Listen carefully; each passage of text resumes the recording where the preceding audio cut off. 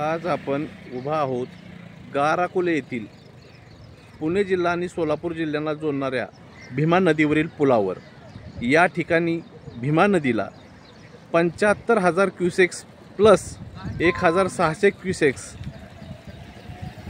अशा प्रकारे 76,600 क्युसेक्सने पाणी सोडल्यामुळे भीमा नदीने अकराळ विक्राळ रूप धारण केलेला असून गाराकुले येथील हा भीमा नदीवरील बंधारा वजा पूल हा पूल आता पाण्याखाली जाण्याच्या मार्गावर आहे।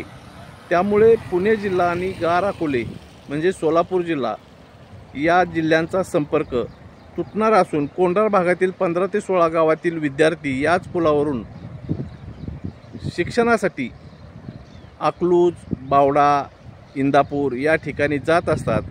या मुलांच्या शिक्षणाचाही प्रश्न आज निर्माण होणार असून भीमा नदीच्या या अकराळ विक्राळ रूपामुळेच आज नदीकाठच्या शेतकऱ्यांचेही मोठ्या प्रमाणावर नुकसान होताना दिसून येत आहेत।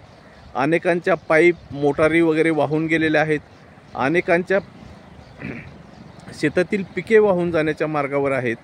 शासनाने या गोष्टीचा विचार करून नदीकाठावरील शेतकऱ्यांना नुकसान भरपाई देण्याची त्वरित व्यवस्था करावी अशी मागणी या भागातून होत आहे।